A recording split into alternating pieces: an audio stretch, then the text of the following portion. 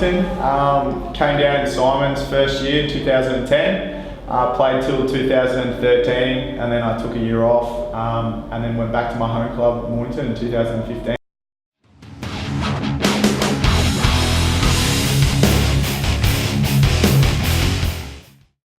How do I describe myself as a footballer?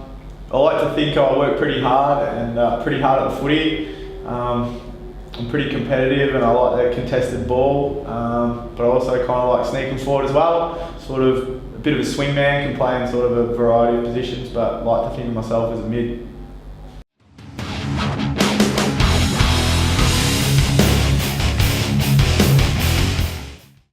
I don't know, I was just mentally done more than anything. I was just tired of working such long hours and with training, you know, you're here 4 days a week. So I just needed a bit of a change, that's all it was. But like I said, I was probably playing my best footy that I'd played at Frankston before I left. So sometimes I always, think, oh shit, should I have gone another year and tested myself a bit, but I think mentally I was pretty spent.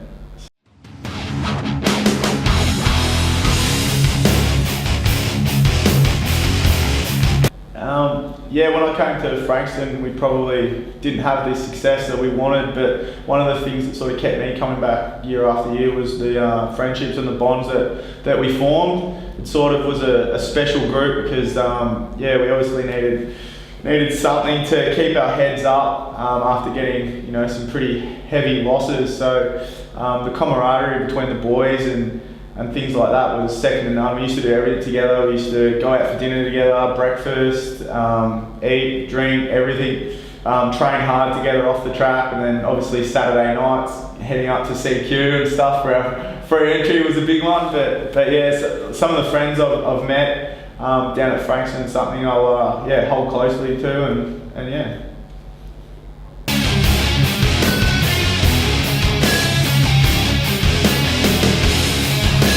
So when I come back through the gates at Frankston, some of the thoughts and memories that come back straight away are all good and all really positive. I mean, we obviously didn't have the success that we were after, but in regards to meeting people and as soon as you walk through, you got the new pavilion here, and straight away so many thoughts and memories just come straight to mind, like the hard training sessions we used to have over up Oliver's Hill and over at the park, and even when I look up at the hill and I just remember the supporters on the bongo drums and on the trumpet, and going back to the old bar where we used to drink and stuff like that, and seeing so many familiar faces and things like that, definitely got a big soft spot for the club. Yeah, obviously, like I said before, weren't very successful in my years here, but couldn't speak more highly of the place, and if anyone was thinking about coming and having a crack at VFL footy, I would definitely recommend Frankston, because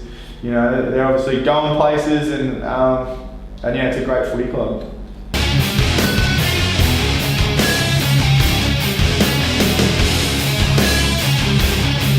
Ben Crowe comes to mind straight away. I remember some funny nights after pre-season down at Davies Bar, and some of the traditions that Frankston's got that I won't go into, but yeah, Ben Crowe know what I'm talking about there, and footy trips as well. So Frankston's pretty renowned for some of their footy trips. Some of the stories I won't share with you either, but Barley comes to mind, and Christian Ongarello, sort of a quiet guy throughout the year. I remember him popping up, and they were definitely some of the good times, footy trips and drinks down at Frankston and at Boz's house.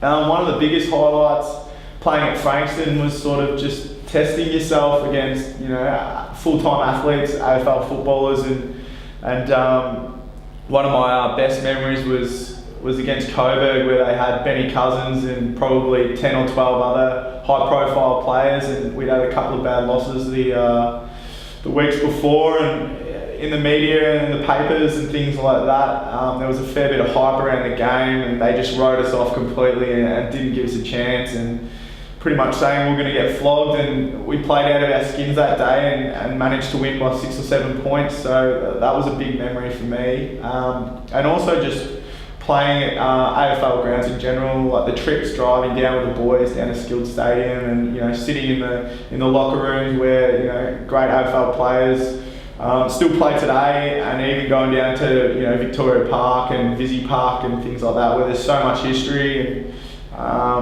and yeah, where AFL players still play there today in the VFL and things like that. So it was a pretty cool experience.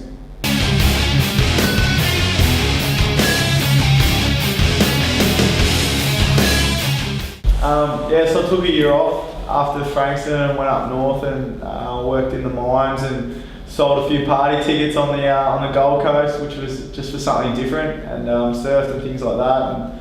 And came back after Christmas, back to Mount Martha at my parents, and got a phone call from Chris down at Mornington, and sort of talked me into coming back and playing there. So I sort of missed the whole pre-season and things like that, but yeah, it was good to get back down there, because I always said once I was sort of done with Frankston, I'd want to go back and try and win a flag at Mornington. And they've sort of got a young group down there, and plenty of talent, and we made it to the finals, and we were the top 2 or 3 side all year. And YCW were obviously the team to beat. They're a bit of a powerhouse.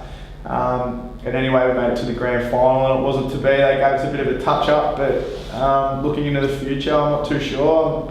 If I'm down here, I might play at Mornington, or might head back up to the Gold Coast. But Mornington's in a pretty strong position. They're sort of got a young side, average age of about 24. So for them to be playing in finals and grand finals is promising signs for that. So yeah, it's pretty exciting down at Mornington at the moment.